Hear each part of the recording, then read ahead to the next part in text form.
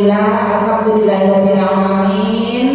Wassalatu wassalamu ala asyrofil anbiya'i wal mursalin sayyidina Muhammad wa ala alihi washabbihi ajmain.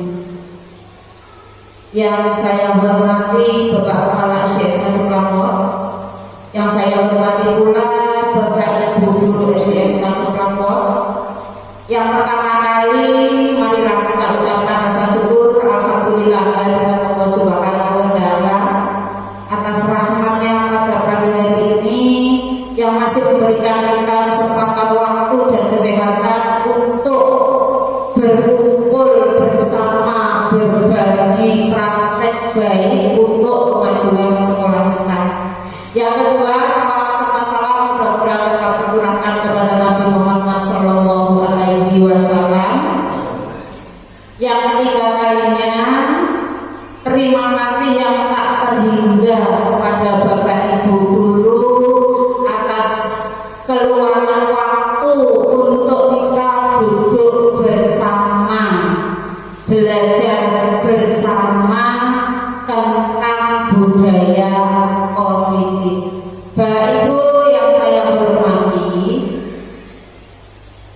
pada kegiatan kali ini kita melaksanakannya dengan latar belakang sebagai berikut, yaitu masih belum menyeluruhnya pemahaman dan penerapan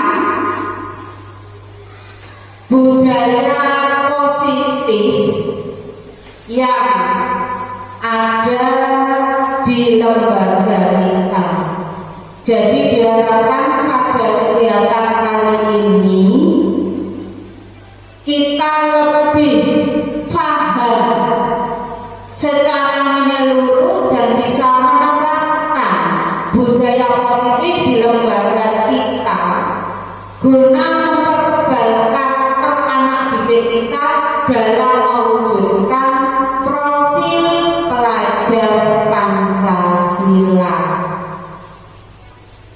Adapun tujuan dari kegiatan ini adalah kita sebagai guru dapat menghayati pentingnya dan menerapkan budaya positif ini guna mempertebal karakter murid kita demi mewujudkan profil pelajar Pancasila. Nah, Bapak Ibu, agenda pada kegiatan kali ini adalah yang pertama pembukaan yang tadi sudah kita buka bersama-sama. Kemudian yang kedua adalah presentasi konsep dan yang ketiga adalah refleksi kegiatan. Untuk materi kali ini tentang budaya positif. Apa itu budaya positif? Budaya positif adalah nilai-nilai atau keyakinan umum yang diterapkan di suatu lembaga. Itu budaya positif. Nah, konsep inti yang nanti akan kita sama-sama pelajari dan akan kita terapkan di lembaga kita. Yang pertama adalah disiplin positif dan nilai-nilai kebajikan yang universal. Kemudian yang kedua ada konsep teori motivasi, hukuman dan penghargaan serta restitusi. Yang ketiga adalah keyakinan kelas. Yang keempat adalah kebutuhan dasar manusia dan dunia yang berkualitas. Yang kelima adalah segitiga restitusi, dan konsep yang keenam yang akan kita pelajari adalah 5 posisi kontrol kita sebagai guru dalam melaksanakan segitiga restitusi. Nah, Bapak Ibu, sebelum kita mengenal satu persatu dari konsep yang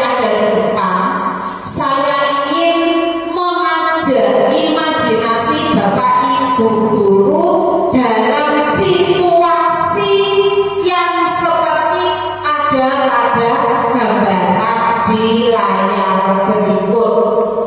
Coba bayangkan Bapak Ibu sedang berdua bersama teman. Kemudian Bapak Ibu membawa di dalam genggaman tangan itu barang yang sangat berharga, sangat-sangat berharga untuk Bapak Ibu. Sedangkan teman di samping Bapak Ibu ingin mengetahui apa sebenarnya yang Bapak Ibu bawa, yang Bapak Ibu genggam. Maka teman tadi dengan sekuat tenaga berbagai cara akan berusaha supaya Bapak Ibu membuka genggaman tangan dan temannya tadi tahu apa isinya. Nah, kalau pada situasi yang seperti itu, apa yang Bapak Ibu lakukan kira-kira? 3 detik, monggo. Kalau Bapak Ibu sudah berada pada situasi yang seperti ini, apa yang akan Bapak Ibu lakukan? Ada yang mau berbagi? Monggo. Monggo.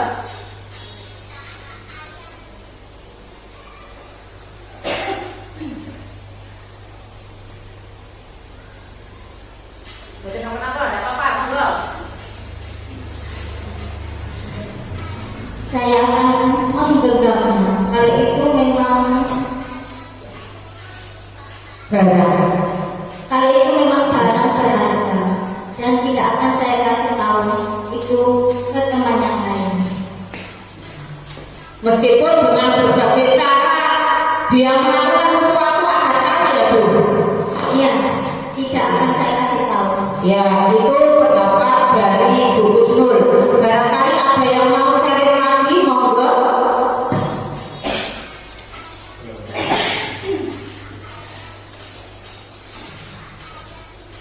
Mungkin dari saya, kalau dari rekan saya memberikan imbalan yang setimpal, saya kira saya kasih tahu. Jadi kan cuma dikasih tahu, enggak diberikan. Mungkin dengan imbalan yang sepadan dengan kita cuma menunjukkan, bolehlah kita tunjukkan apa yang saya inginkan. Gitu. Sebelum Bapak Ibu yang selanjutnya, barangkali perlu saya tahu sedikit sebelum panjenengan membuka untuk memberitahu kepada teman, apakah terbersih pemikiran bahwa nanti saya akan bertahan, tidak tak buka, nanti temanku akan mengambilnya. Adakah pemikiran seperti itu? Tentunya ada. Oke, terima kasih. Ada satu lagi barangkali yang mau menyampaikan pendapatnya, monggo.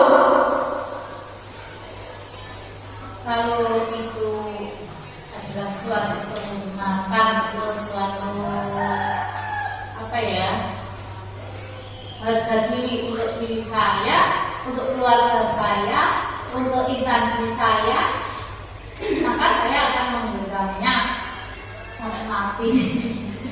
Tapi kalau itu hanya suatu barang yang Bagus. suatu barang yang hanya apa ya istilahnya dunia atau harta, ya nggak apa-apa, saya tunjukkan. Tapi terlepas ini barang apapun bentuknya, di sini ada barang yang sangat berharga. Oke, terima kasih atas pendapatnya ya. Cukup ya. Nah, Bapak Ibu, ada 3 Bapak dan Ibu yang menyampaikan pendapatnya tentang apa yang beliau lakukan jika pada situasi yang seperti ini, dengan pendapat yang begitu berbeda. Namun ada satu benang merah yang dapat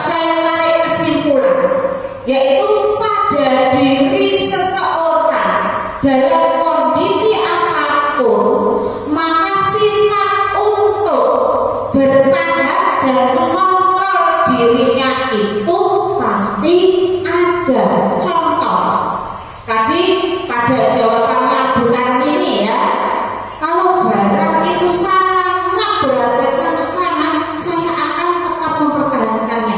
Berarti masih ada kekuatan dari dirinya, keinginan dari dirinya bahwa saya itu mengontrol diri itu, saya harus melakukan ini. Begitupun dari Pak Ilya dan Bu Usul. Jadi masing-masing sebelum dipengaruhi oleh orang, dalam pikirannya itu sudah muncul, sudah ada kontrol diri untuk bertindak dan bersikap. Itu ya. Terima kasih atas apa yang telah disampaikan.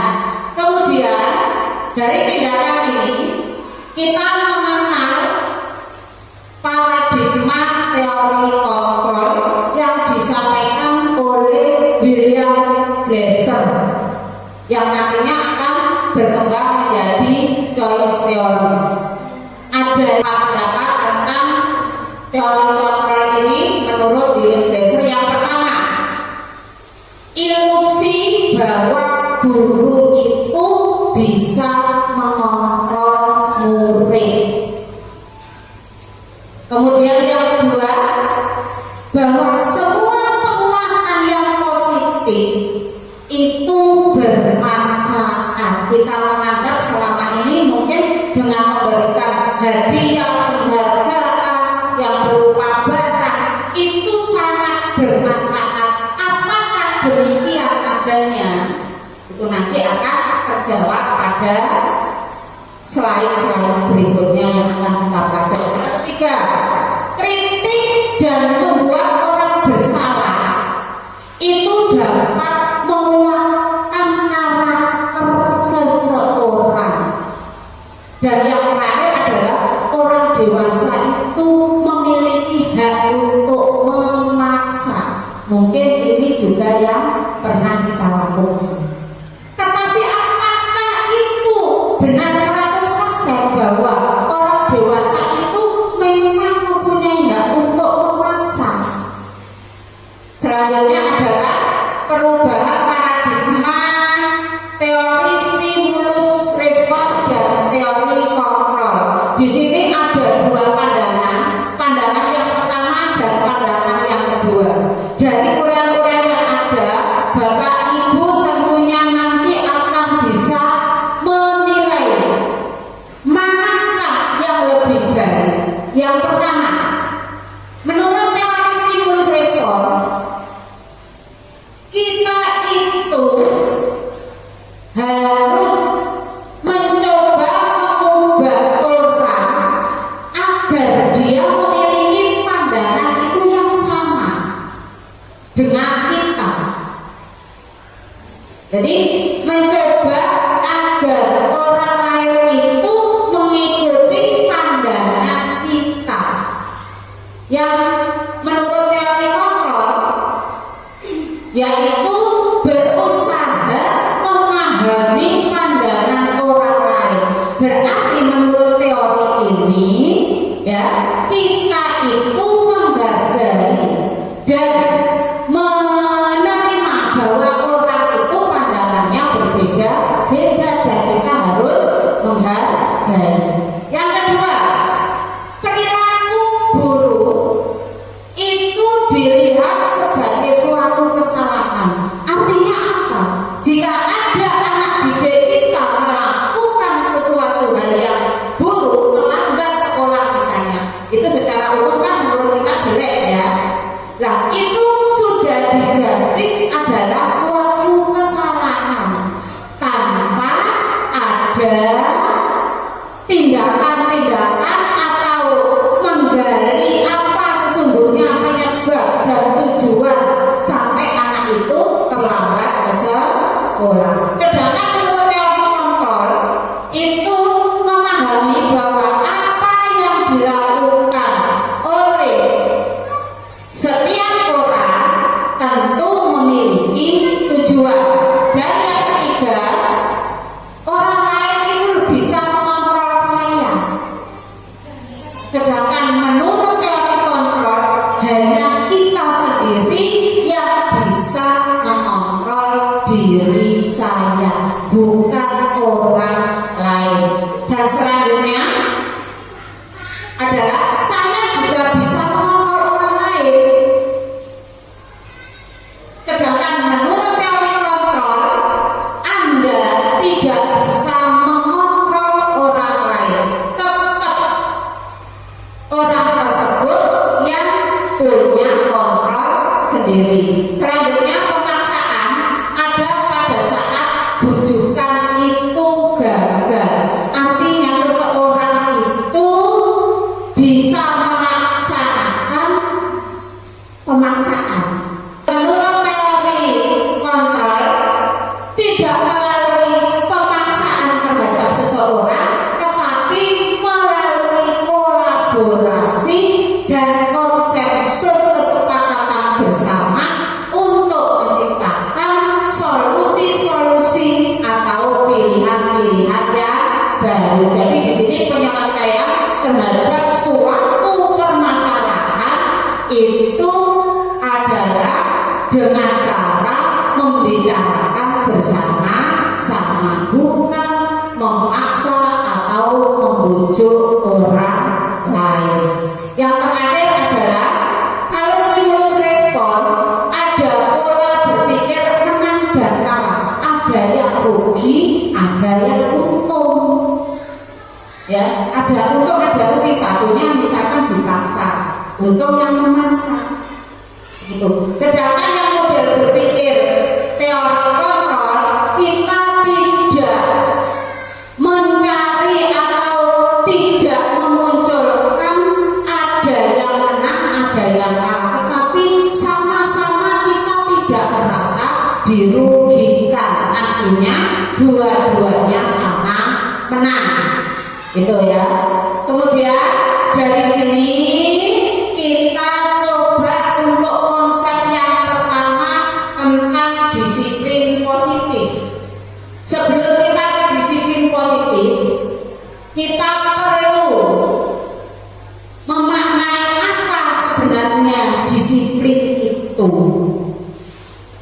Disiplin menurut makna kata berarti belajar, di mana di sini menurut Plato dan Sokrates dikonotasikan sebagai disiplin murid-murid kita, karena kita berada di lembaga pendidikan. Tetapi dalam budaya kita makna disiplin ini bergeser menjadi suatu tindakan yang kita lakukan untuk memaksa orang lain sehingga mereka patuh kepada kita dengan cara yang mungkin tidak nyaman bagi orang yang diinginkan untuk melaksanakan disiplin itu.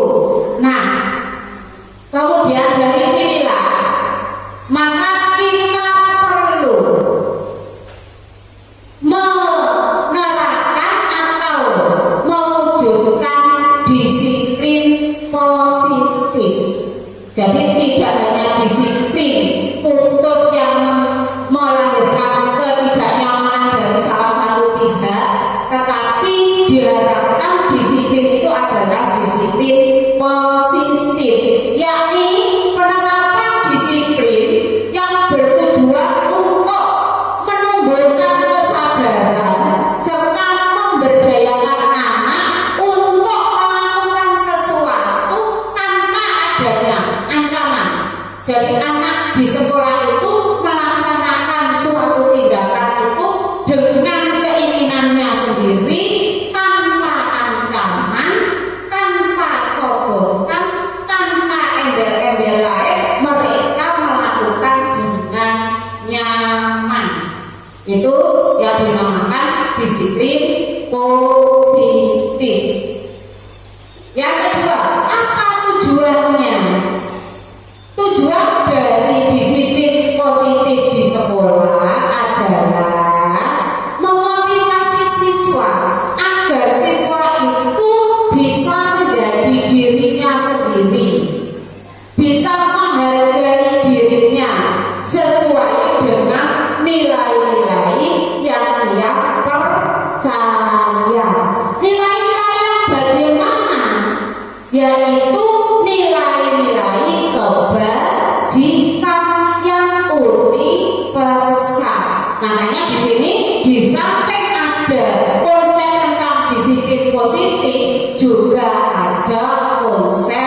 nilai kebajikan universal, yaitu nilai-nilai positif yang sudah secara umum itu diyakini meskipun dari lintas bahasa, suku, agama maupun bangsa. Jadi sudah secara umum diyakini bahwa nilai-nilai itu adalah nilai positif. Ini yang dinamakan nilai kebajikan universal. Nah, kita tahu Bapak Ibu, nilai-nilai kebajikan yang ingin ditanamkan adalah nilai-nilai yang sesuai dengan karakter profil pelajar Pancasila. Ini adalah 6 dimensi nilai-nilai kebajikan yang akan kita wujudkan pada anak didik. Ada nilai beriman bertakwa, kemudian ada berkebinekaan global mandiri, kreatif benalar kritis dan bergotong royong lengkap, yaitu nilai sebagai individu pribadi maupun nilai-nilai itu digunakan oleh anak untuk hidup bermasyarakat. Ini satu konsep tadi tentang budaya positif dan nilai-nilai kebajikan universal. Selanjutnya adalah konsep yang kedua tentang teori motivasi, hukuman, dan penghargaan serta restitusi. Jadi motivasi kita dalam melakukan suatu tindakan, baik itu anak-anak maupun kita sendiri sebagai pendidik, itu bisa diidentifikasikan 3 hal ini. Contoh, Bu Husnul atau Bu Iba, Pak Robi sering datang ke sekolah pagi-pagi. Jam 6:30 Pak Robi sudah ada di sini. Ada 3 kemungkinan motivasi mengapa Pak Robi datang pagi-pagi. Pak Robi, kira-kira Pak Robi datangnya pagi-pagi mengapa ya?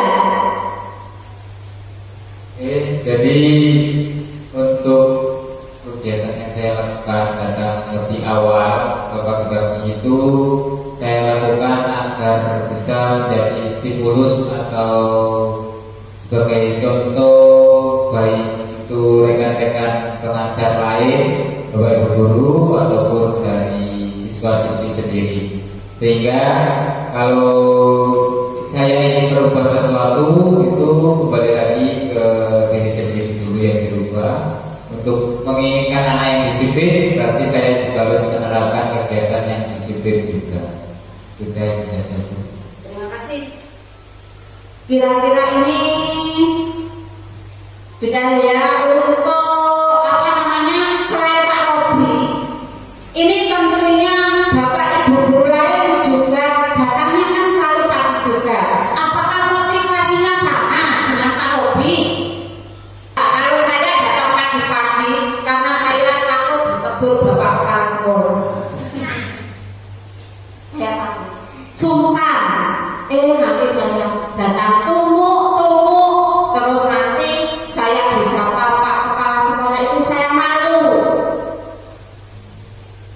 Itu ya. Nah, apakah motivasi saya dengan Pak Robi sama? Beda.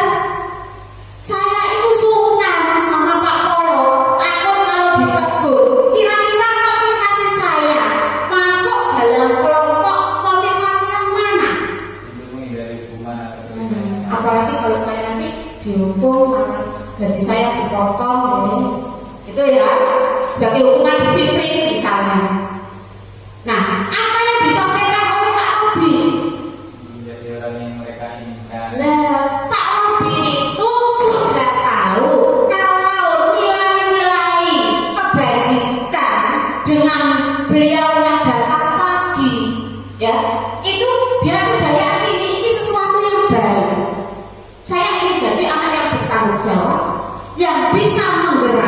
orang lain. Berarti masuk dalam kelompok motivasi yang ketiga. Apakah anak-anak juga sama seperti itu, Bapak Ibu? Sama. Satu contoh, anak itu melakukan piket dengan rajin kalau waktunya datang pagi-pagi. Mungkin anak itu ingin dipuji oleh temannya, ingin diberi hadiah oleh bapak ibu guru kelasnya, sehingga motivasi kita berbeda-beda dalam melakukan suatu tindakan. Ada tiga deh, kita melakukan suatu tindakan itu motivasinya karena saya takut hukuman. Karena apa lagi? Karena saya ingin dipuji, ingin diberi hadiah. Dan yang ketiga, karena saya memang yakin bahwa yang saya lakukan adalah baik dan seharusnya saya lakukan. Nah, dari ketiga motivasi ini, menurut Bapak Ibu guru, manakah yang lebih baik dan perlu dikembangkan? Kira-kira yang mana? Baik, menurut saya pribadi seperti yang saya paparkan tadi, bahwasanya dari ketiga teori motivasi perilaku manusia, saya tetap ingin untuk yang ketiga, yaitu untuk menjadi orang yang mereka inginkan, yang menghargai diri sendiri, menjadi sosok tauladan untuk rekan-rekan ataupun siswa-siswi yang mana nanti jika ini timbul atau dapat diterapkan, maka yang lain akan mengikuti. Bagaimana Bapak Ibu? Kita coba semoga apa yang kita lakukan memang benar-benar motivasi itu muncul dari diri kita sendiri, yaitu motivasi internal, karena kita meyakini apa yang kita lakukan adalah baik. Nah, ini kalau anak-anak itu sudah melakukan suatu tindakan perilaku yang sesuai dengan keinginan dirinya sendiri, berarti kita sudah memerdekakan anak dalam belajar, sebagaimana yang disampaikan oleh Bapak Pendidikan kita, bahwa merdeka itu artinya tidak hanya lepas dari perintah, tetapi mereka akan cakap untuk memerintah dirinya sendiri sesuai dengan nilai-nilai keyakinannya. Konsep yang ketiga yaitu tentang keyakinan kelas. Di sini kita sering mendengar ada peraturan sekolah, peraturan lalu lintas. Mengapa di sekolah kita menerapkan keyakinan kelas bukan peraturan kelas? Satu contoh, ya, di sini ada satu wacana mengapa kita memiliki peraturan harus menggunakan helm. Mengapa kita itu kok harus menggunakan helm di jalan raya? Apa makna atau nilai, ya, yang ingin diwujudkan dalam peraturan tersebut? Kira-kira karena apa kita menggunakan helm?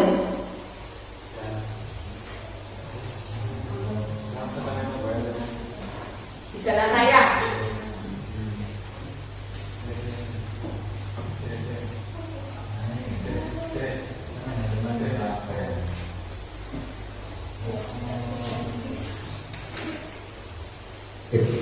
Mungkin nama kita harus beromong kayak itu, karena ya untuk safety diri kita sendiri, karena kita tidak tahu terkadang kita sudah hati-hati tapi orang lain satu ugal-ugalan atau apa dapat terima dari kita, jadi kita udah safety atau jaga-jaga terkait keselamatan kita, takutnya ada kecelakaan atau apa. Jadi dengan alasan keselamatan. Yang kedua, kenapa kita memiliki peraturan 3M, mencuci tangan, menjaga jarak 1,5 meter, sewaktu di daerah kita sedang marak-maraknya COVID. Kira-kira keyakinan apa yang terkandung di dalamnya?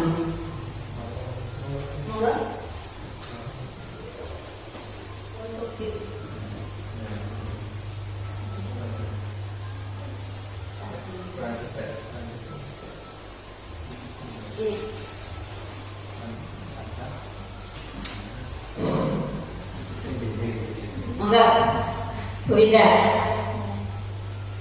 Enggak, Bu Indah. Untuk diri saya pribadi, saya memakai masker itu hanya semata-mata karena peraturan adanya COVID. Adanya COVID. Oke, monggo yang lain. Monggo. Silakan. Monggo Pak Afi. Kalau untuk saya pribadi, saya lebih ke menjaga agar tidak tertular ataupun karena kan terkait dengan situasi penyakit yang marak itu kan kita tidak tahu mana yang membawa penyakit, mana yang tidak. Jadi itu lebih sekedar diri saja. Iya. Seperti itu. Berarti alasan kesehatan, ya, masuk ya kesehatan. Dan masih ada lagi yang ketiga. Nah, selanjutnya dari peraturan-peraturan tadi yang sudah disampaikan oleh pendapatnya oleh Pak Ihya dan Pak Robi, di sana ada dan beda ya tadi itu ada peraturan, kemudian di sana mengandung keyakinan nilai apa yang terkandung di dalamnya. Nah, di sini ada peraturan yang berbeda, yaitu yang pertama, selalu mengembalikan buku ke tempatnya di saat anak-anak belajar. Dan yang kedua, dilarang mengganggu orang lain. Dan yang ketiga, coba untuk peraturan yang pertama, kira-kira di sana mengandung nilai kebajikan apa kalau anak-anak itu mengembalikan barang-barang pada tempatnya? Kira-kira nilai kebajikan apa yang dituju akan ditanamkan kepada anak-anak kita? Apa? Disiplin. Yang kedua, dilarang mengganggu orang lain. Kira-kira nilai kebajikannya itu apa yang ingin dituju? Monggo, Mbak Wi. Apa? Kerukunan. Dilarang mengganggu orang lain supaya rukun. Oke, lanjut yang ketiga. Hadir di sekolah 15 menit sebelum pembelajaran dimulai. Kira-kira nilai apa? Disiplinan. Oke, lanjut ya. Dilarang melakukan kekerasan. Stop bullying. Stop bullying. Berarti nilainya nilai yang akan dituju untuk ditanamkan kepada anak-anak dengan stop bullying itu nilai kebajikan apa kira-kira?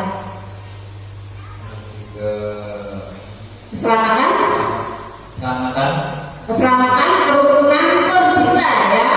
Kemudian bergantian atau menunggu giliran antri, nilai kebajikan apa kira-kira? Disiplin juga. Lanjut, menggunakan masker, keselamatan supaya tidak terkena penyakit ya.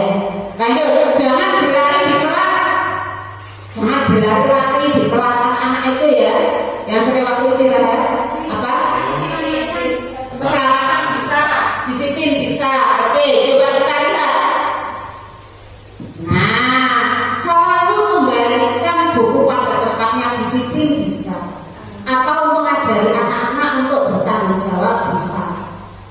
kedua, dilarang mengganggu orang lain. Ada nilai untuk saling menghormati bahwa kita semua itu tidak saling mengganggu. Kemudian hadir yaitu bisa disiplin, bisa menghormati atau komitmen, karena biasanya ini adalah suatu kesepakatan kelas. Kemudian dilarang melakukan kekerasan, di sana ada nilai keselamatan. Kemudian yang ada dilarang, ini tapi belum kebaca ya, dilarang menggunakan narkoba. Ada nilai kesehatan yang ingin dituju di sana. Kemudian budaya APRI, melatih kesadaran anak-anak. Kemudian menggunakan masker seperti yang disampaikan oleh Bu In tadi ya, yaitu alasan atau nilai kebajikan yang ditujunya kesehatan dan keselamatan, serta jangan berlari di kelas dengan nilai kebajikan keselamatan anak-anak biar aman, tidak terjadi kecelakaan dan lain sebagainya ya.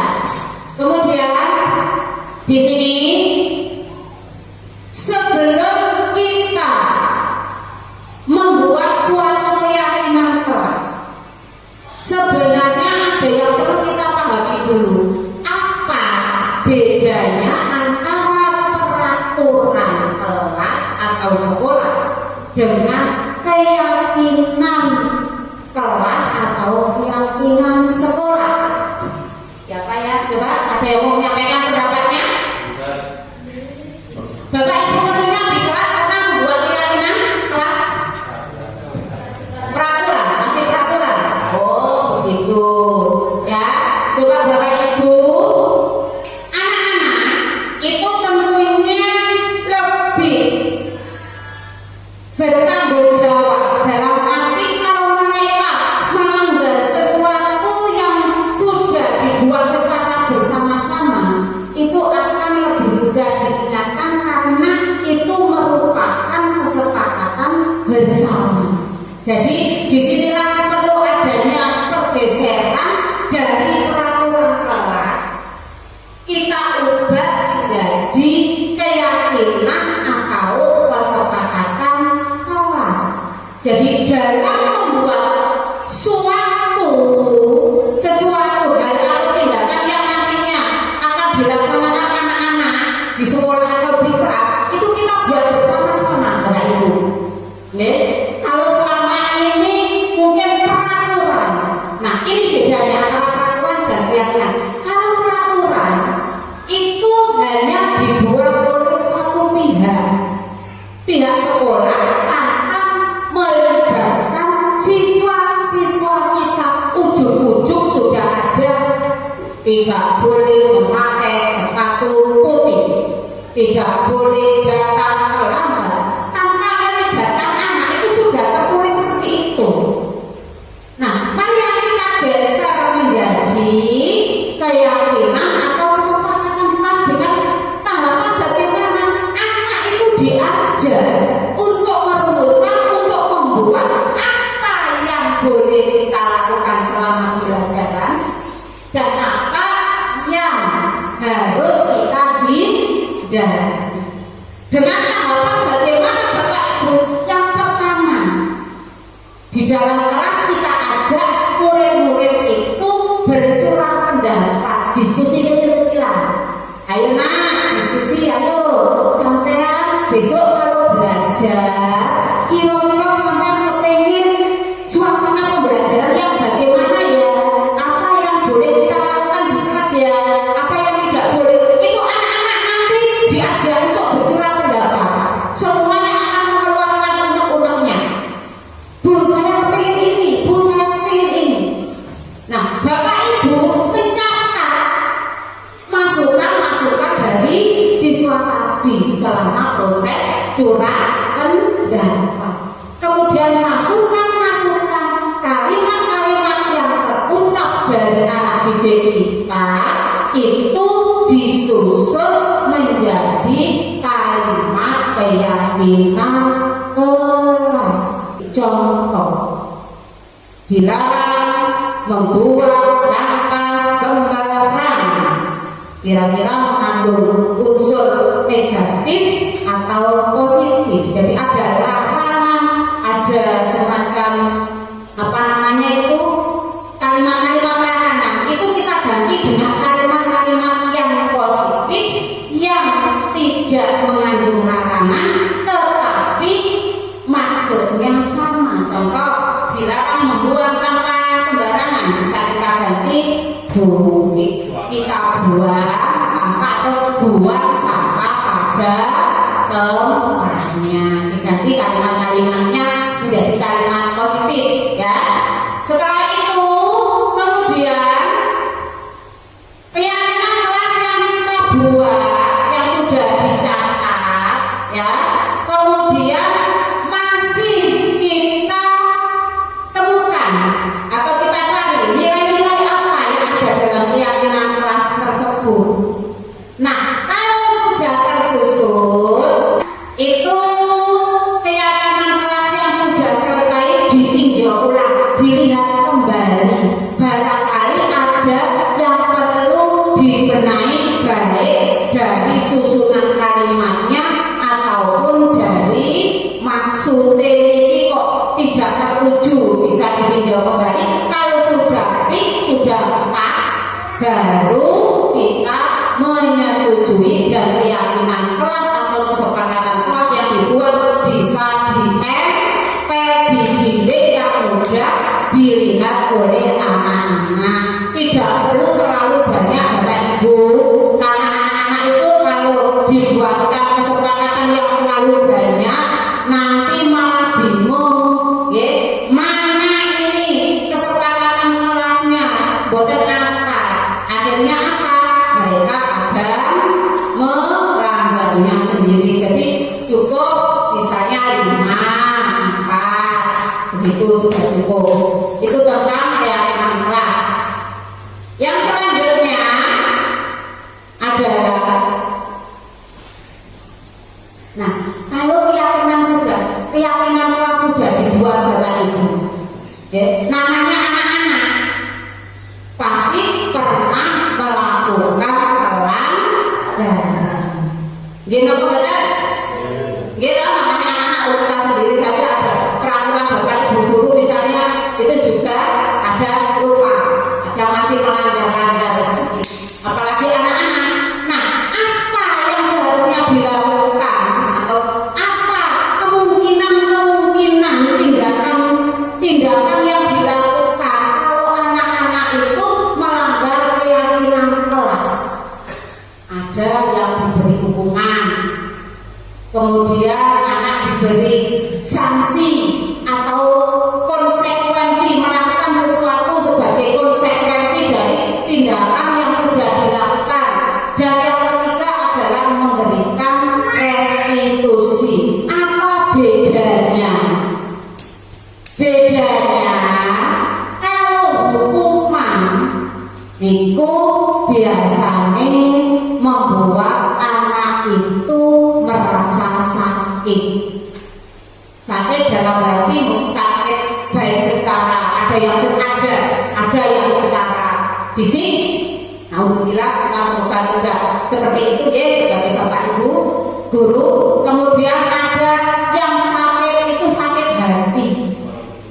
Kemudian dalam hati, wah Pak Robi menghukum saya ini. Nah, itu akan terkenang oleh anak-anak.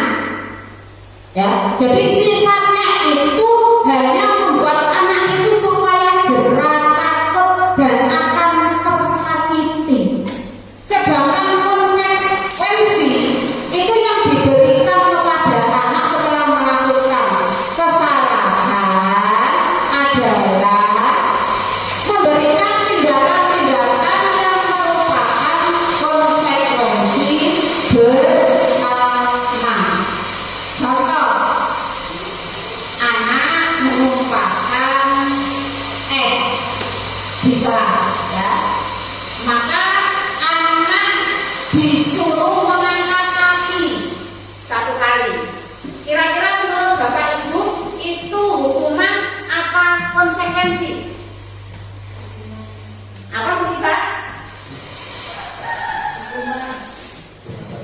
hukuman menurut Bu Iba.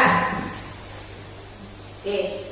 Kalau anak itu menumpahkan es di kelas, kemudian oleh bapak ibu gurunya disuruh membersihkan sampai bersih, itu termasuk hukuman atau konsekuensi. Apa Bu? Konsekuensi. Jadi bedanya seperti itu ya. Lah bedanya lagi dengan restitusi apa? Kalau restitusi itu anak setelah melakukan apa namanya suatu kesalahan, dia akan diberikan atau mendapatkan atau memperoleh dari dirinya sendiri, istilahnya menemukan. Jadi Pak Guru dan Bu Guru menuntut anak untuk menemukan solusi atas apa yang sudah dilakukan. Itu restitusi. Selanjutnya adalah ini masih tentang restitusi ya. Jadi kalau hukuman itu akhirnya yang terjadi adalah anak itu semakin membenci peraturan. Karena apa? Kok aku melanggar? Itu dia merasa apa yang diterima setelah melakukan pelanggaran itu menyakiti dirinya. Jadi anak justru merasa benci terhadap peraturan. Kalau diberikan konsekuensi, anak menghormati peraturan. Karena apa? Dia bisa berpikir, oh yang saya terima dari saya melakukan ini, kesalahan ini bisa diterima dengan apa? Ini tapi bersih, saya kotori, maka saya harus mengembalikan dalam keadaan bersih. Sedangkan restitusi ini anak lebih menghormati dirinya dan orang lain. Di samping dia melakukan tindakan tadi, anak itu juga bisa berpikir lagi kalau restitusi berarti besok saya harus lebih berhati-hati kalau membawa dan kayak sepertinya. Itu ya. Kemudian ini juga ada hukuman perbedaan antara hukuman dan disiplin.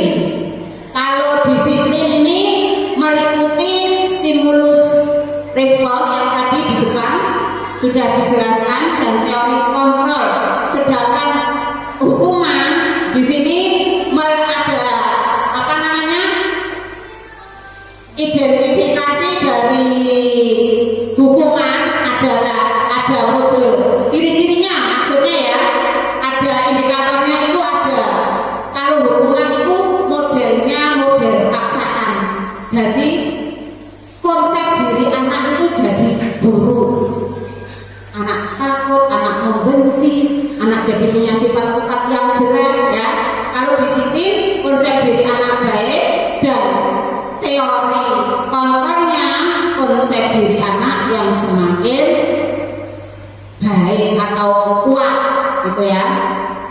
Nah, ini tentang identitas gagal dan identitas sukses. Jadi Bapak Ibu bisa istilahnya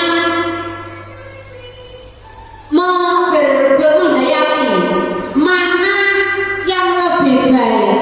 Kalau anak melakukan tindakan, apakah saya beri hukuman, saya beri konsekuensi, ataukah saya restitusi, gitu ya. Itu tentang, nah itu tadi sudah diterangkan tentang perbedaan antara hukuman. Hukuman itu sifatnya tidak terencana dan tiba-tiba. Anak melakukan kesalahan, post up, gitu ya. Kemudian anak atau murid tidak tahu apa yang terjadi karena tidak dilibatkan. Jadi yang memberikan tindakan murni dari Bapak Ibu Guru.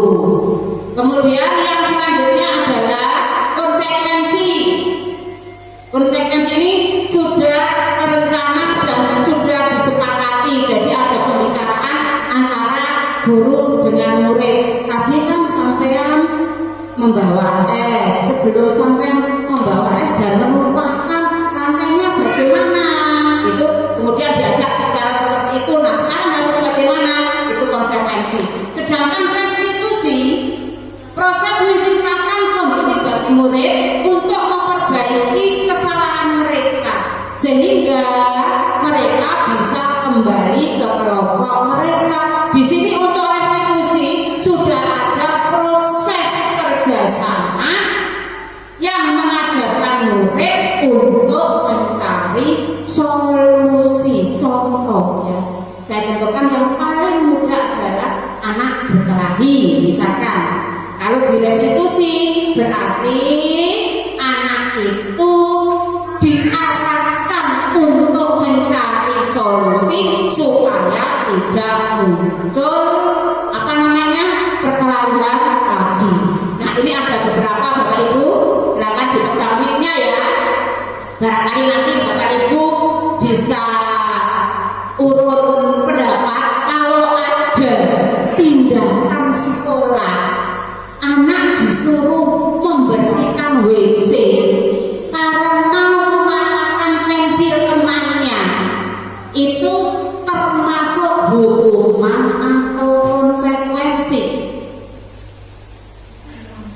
Hukuman menurut Bu Sophia, hukuman ya.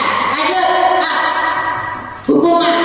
Masa anak gara-gara mematahkan pensilnya teman disuruh membersihkan WC, berarti itu kan membuat anak kira-kira sakit hati atau tidak? Sakit hati ya.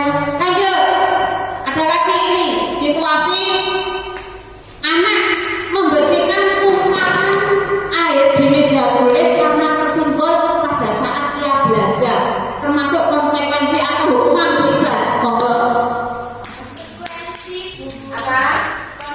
Konsekuensi. Lanjut. Nah, betul. Konsekuensi deh. Selanjutnya ada tindakan yang dilakukan oleh sekolah yang ketiga, berdiri di depan kelas. Jadi bapak ibu gurunya itu menyuruh berdiri di depan kelas karena tidak bisa menjawab pertanyaan. Kira-kira karena apa? Apa? Hukuman. Oke, lanjut coba. Hukuman. Jadi sudah bisa membedakan sih mana yang konsekuensi, mana yang hukuman. Lanjut.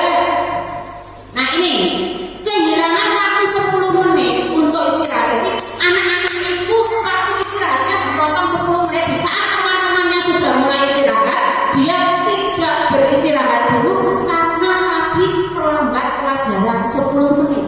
Kira-kira konsekuensi atau hukuman ini apa? Konsekuensi. Oh ya, konsekuensi. Oke, lanjut Pak.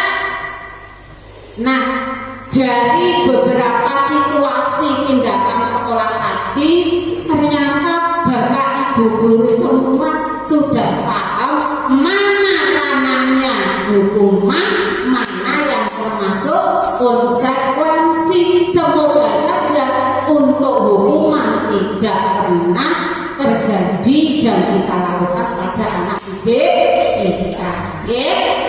Nah, ini ada lagi.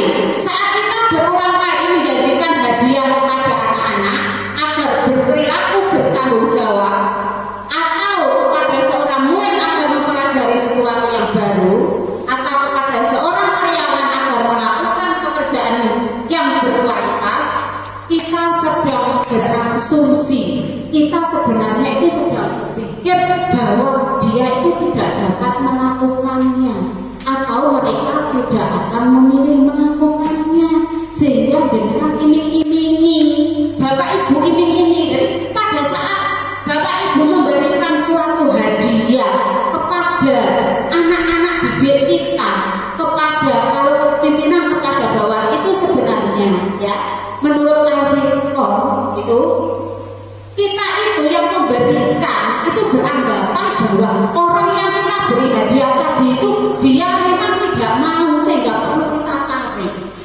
Nah, seandainya anak atau bawahan kita tadi itu melaksanakan suatu tindakan karena itu berarti motivasinya berasal dari luar atau diri kita sendiri, dari luar, sehingga inilah ada ya statement bahwa kita itu dihukum oleh penghargaan. Itu tadi kenapa? karena memberikan penghargaan itu pengaruhnya berpengaruh jangka pendek dan panjang. Ada pengaruhnya pada diri anak apa? Kita cenderung menanamkan melakukan sesuatu itu karena motivasi luar. Kemudian penghargaan itu tidak efektif.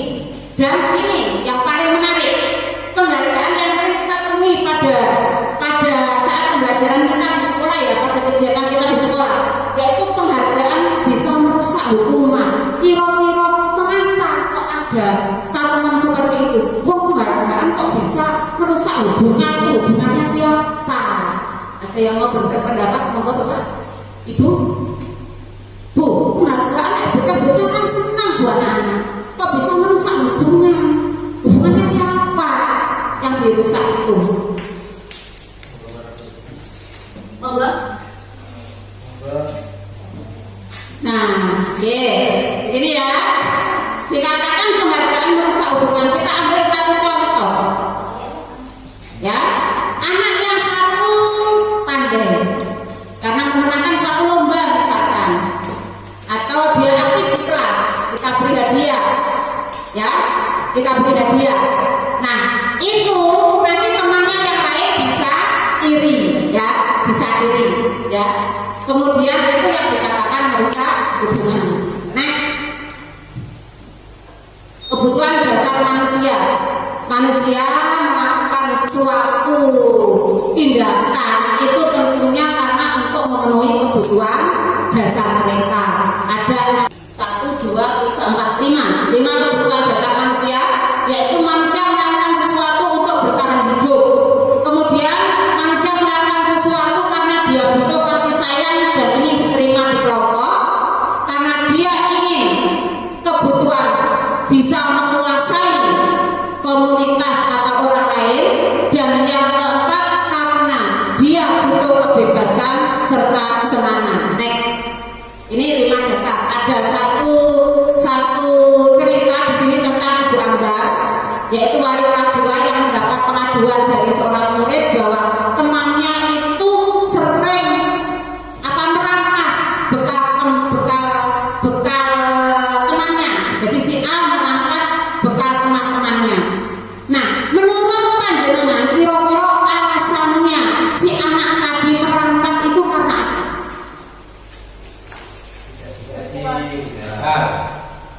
Tidak dikasih bekal. Di rumah tidak dikasih bekal. Kalau tidak dikasih bekal berarti itu masuk pelanggaran ya. Maka dia merampas bekal temannya.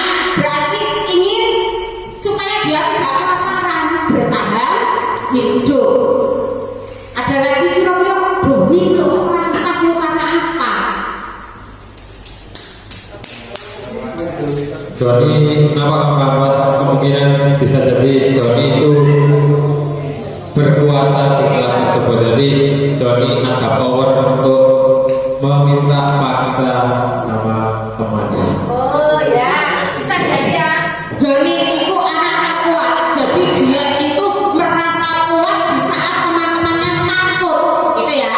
Jadi sudah 2 kebutuhan yang berbeda dengan alasan yang berbeda. Next, yang kelima ini sebenarnya ya, yang kelima segitiga restitusi. Apa itu segitiga restitusi? Yaitu proses menciptakan kondisi bagi murid untuk memperbaiki kesalahan sehingga mereka bisa kembali ke kelompok mereka dengan karakter yang lebih kuat. Ada 3 langkah, 3 tahapan untuk merestitusi seorang murid. Yang pertama adalah menstabilkan identitas. Untuk yang sebelumnya tadi Pak, sebelumnya tadi, yaitu 3 tahapan restitusi. Yang pertama adalah menstabilkan identitas. Jadi meskipun anak itu melakukan kesalahan, kita stabilkan dulu identitasnya sehingga dia tidak merasa disudutkan, tidak merasa seolah-olah dia sendiri yang bersalah. Yang kedua yaitu validasi tindakan yang salah. Di sini Bapak Ibu guru memvalidasi bahwa meskipun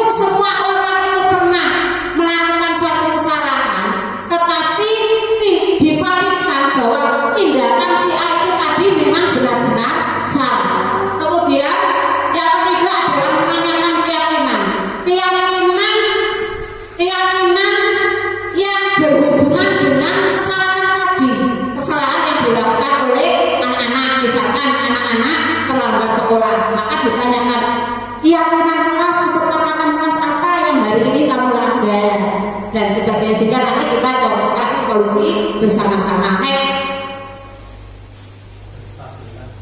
Nah, ini tahapan segitiga restitusi sudah ya, tadi sudah saya sampaikan. Lanjut. Nah, ini sudah tadi kekuatan atau menstabilkan identitas. Sudah, anak berbuat salah itu manusiawi, semuanya bisa berbuat kesalahan. Saya pun pernah melakukan kesalahan. Nah, ini juga kemudian untuk validasi tindakan yang salah, tetap kalau anak itu melakukan suatu kesalahan, tetap disampaikan kepada anak bahwa tindakannya yang dilakukan itu memang salah. Nah, ini menanyakan keyakinan. Lanjut Pak, sudah. Nah, ini ciri-cirinya. Jadi ciri-ciri restitusi dari pelanggaran yang dilakukan oleh anak itu adalah bukan menebus kesalahan, tapi anak itu belajar dari kesalahan dan memperbaiki hubungan, baik hubungan anak yang melakukan kesalahan itu terhadap temannya maupun terhadap bapak ibu guru dan sekolah. Kemudian solusinya yang dilakukan itu bukan paksaan dari salah satu pihak, tetapi diupayakan berasal dari anak itu sendiri. Nah, lanjut. Keenam yaitu 5 posisi kontrol. Di saat anak melakukan kesalahan, tentunya bapak ibu guru akan mengambil suatu tindakan.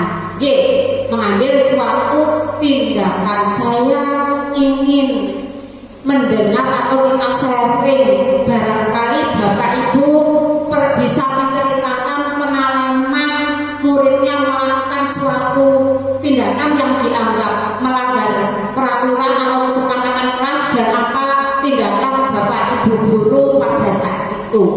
Siapa yang mau menceritakan barangkali? Monggo. Jadi apa yang pernah panjenengan temui di kelas berkaitan dengan tingkah laku anak-anak? Saya yakin tentunya kan bapak ibu pernah istilahnya menemui ya kan, kelas anak ini melakukan kesalahan. Tindakan bapak ibu guru pada saat itu apa terhadap anak tersebut? Moga Pak. Mungkin terkait apa saja kesalahan terkait siswa, yaitu biasanya pada pagi hari kita sebagai guru masih sering menemukan kelas dalam keadaan kotor. Itu mungkin sering kita temui. Terus tindakan apa yang saya lakukan? Pertama, saya bertanya ke siswa kelas tersebut, kira-kira ini jadwal piketnya siapa? Gitu. Kemudian cara saya yaitu siswa yang bertugas jadwal pada hari itu supaya membersihkan, biar berarti tanggung jawab mereka. Mungkin itu yang saya lakukan. Jadi diarahkan menuju keyakinan kelas yang ada Pak G untuk penyelesaiannya Pak G. Ya. Satu lagi barangkali Bapak Ibu ada yang menemui kasus yang lain tidak seperti yang disampaikan oleh Pak Ilya. Monggo. Bu Kusnur.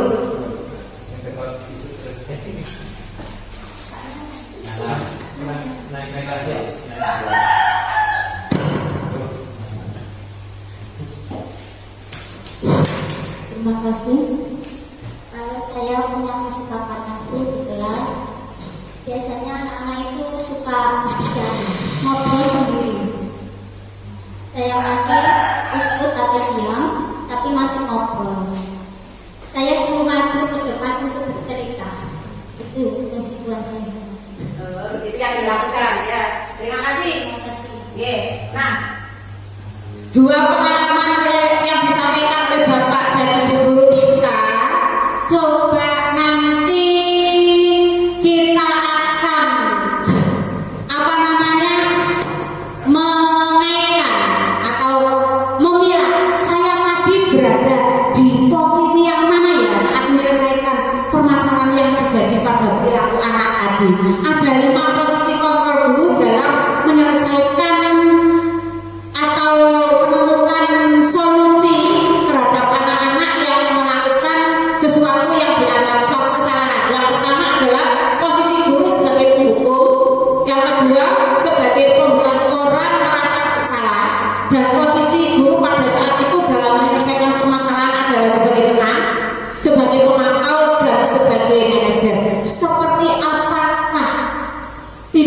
tindakan yang diambil oleh guru dalam 5 posisi di atas. Monggo di sini ada video yang bisa Bapak Ibu amati dan nanti bisa merefleksi diri, saya selama ini berada di posisi kontrol yang mana. Monggo, ini berarti posisi Pak Guru dalam menyelesaikan permasalahan sebagai penghukum. Sebagai penghukum.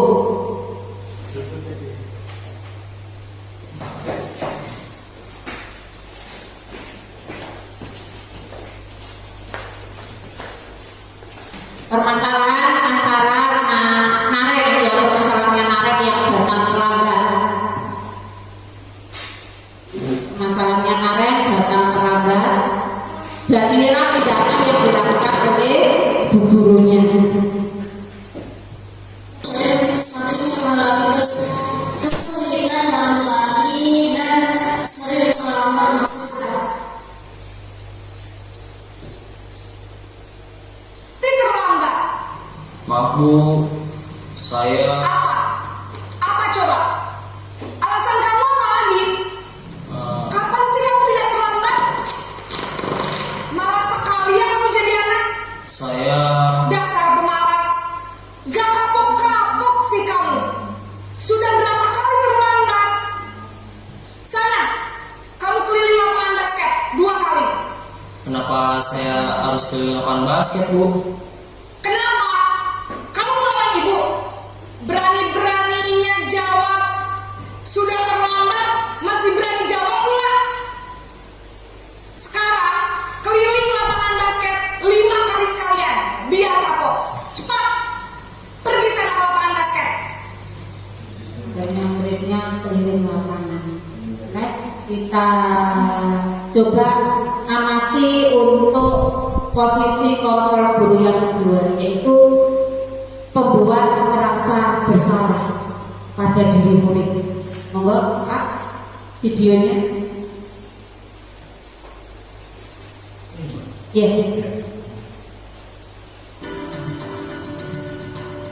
Kita coba bandingkan ya antara posisi sebagai penghukum tadi, kemudian ini posisi gurunya yang sebagai pembuat merasa bersalah. Naren,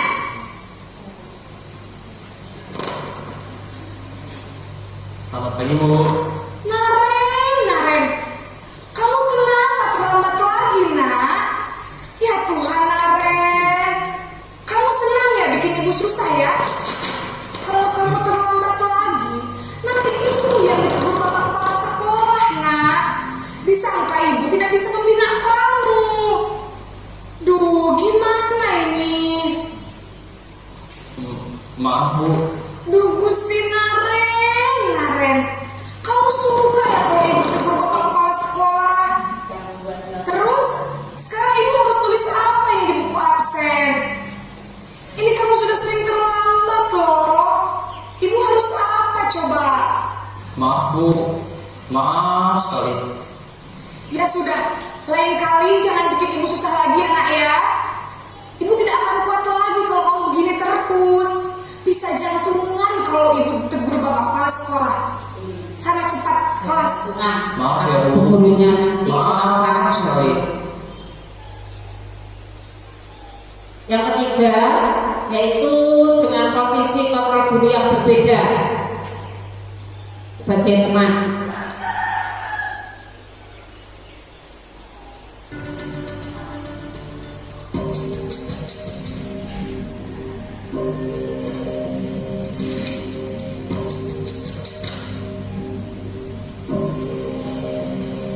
Naren,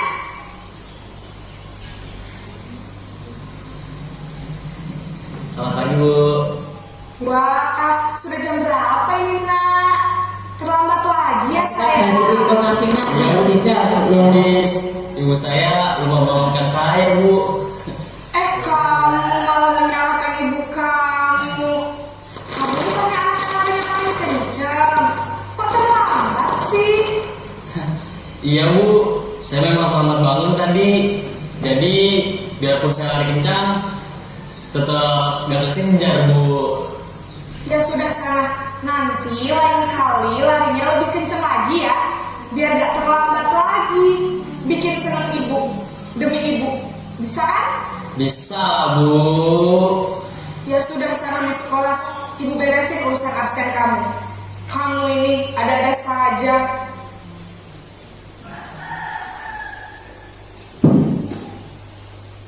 Yaitu posisi kontrol guru sebagai pemantau bagaimana sikap ibu gurunya dalam menghadapi peristiwa Naren.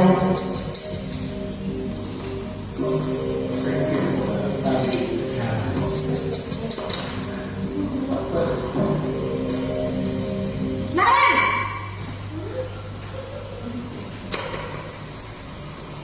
Selamat pagi, Bu. Naren, apa peraturan sekolah kita tentang jam berapa kita harus masuk sekolah, nak? Kita harus di sekolah jam 7, Bu. Iya betul, sekarang sudah jam 7.20. Naren sudah tahu konsekuensinya jika terlambat hadir. Paham, Bu.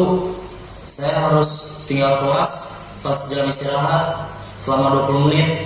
Iya benar, konsekuensinya demikian. Jadi nanti jam 9.30 pas istirahat, kamu harus tinggal di kelas, kerjakan tugas tambahan untuk ketertinggalan kamu, ya? Baik, Bu. Terakhir yaitu posisi kontrol guru sebagai manajer. Nanti Bapak Ibu ya, kita bisa istilahnya bersikap.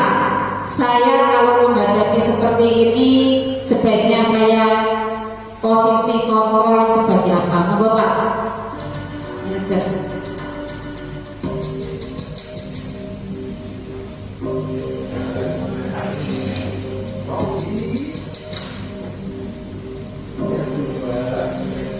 Naren!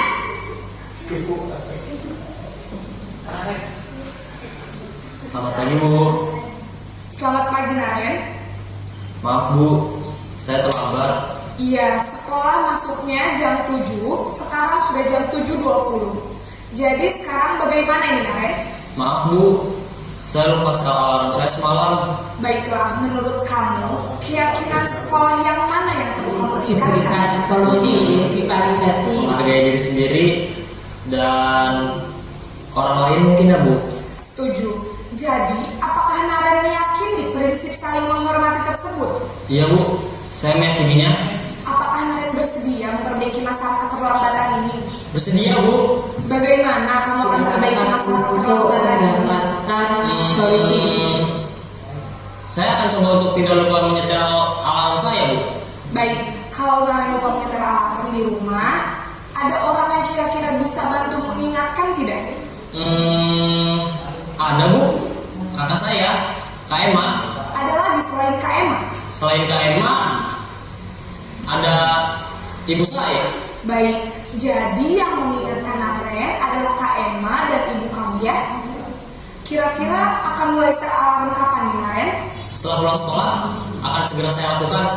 Baik, jadi Naren akan setel alarm untuk bangun besok pagi dan akan diingatkan oleh kakak dan ibu dan Naren ya. Ada lagi yang mungkin perlu dilakukan Naren agar tidak terlambat bangun lagi? Tidak ada, Bu. Baik Naren, terima kasih untuk kerjasama kamu. Sekarang kamu perlu kembali ke kelas untuk belajar. Baik, Bu. Dari kelima video tadi Bapak Ibu ya, antara 1, 2, 3 dan 4 di sini kira-kira pada video yang keberapa kalau yang pertama tadi untuk solusinya yang memberikan siapa? Apakah murid atau Bapak Ibu guru? Yang posisi sebagai penghukum itu untuk tindakan akibatnya itu diberikan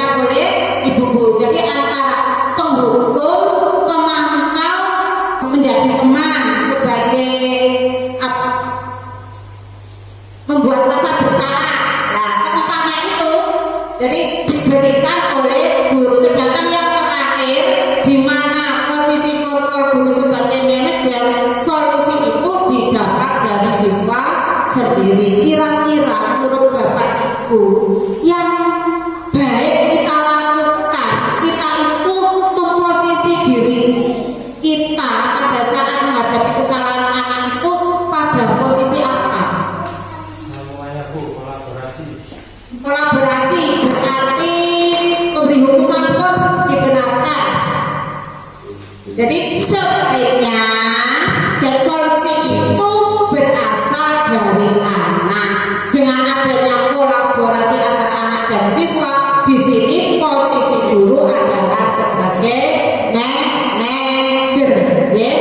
Nah, untuk pertemuan kali ini Bapak Ibu, barangkali ada yang perlu disampaikan. Sudah kita anggap sampun lebih paham, ya, dari sebelumnya. Ada satu kegiatan lagi, yaitu refleksi tentang kegiatan hari ini. Barangkali ada satu Bapak Ibu guru satu saja ya yang memberikan refleksi kegiatan pada pagi hari ini. Monggo.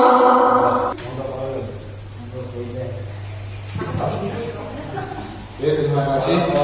Di sini saya akan mencoba menjawab salah satu pertanyaan refleksi, yaitu yang kedua saja. Perasaan apa yang muncul selama mengikuti kegiatan diseminasi ini?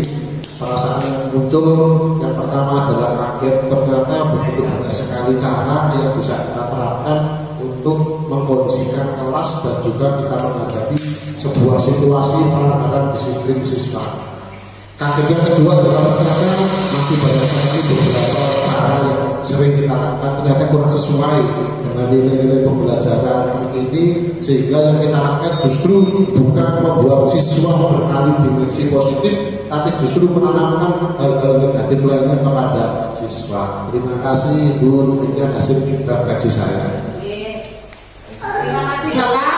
Cukup ya Bapak Ibu hari ini. Saya ucapkan terima kasih banyak. Semoga nanti kita bisa lebih memahami dan bisa menanamkan budaya positif kita untuk menjadikan anak-anak kita menjadi profil pelajar Pancasila. Akhirnya dari saya, kurang lebihnya saya mohon maaf. Wassalamualaikum warahmatullahi wabarakatuh.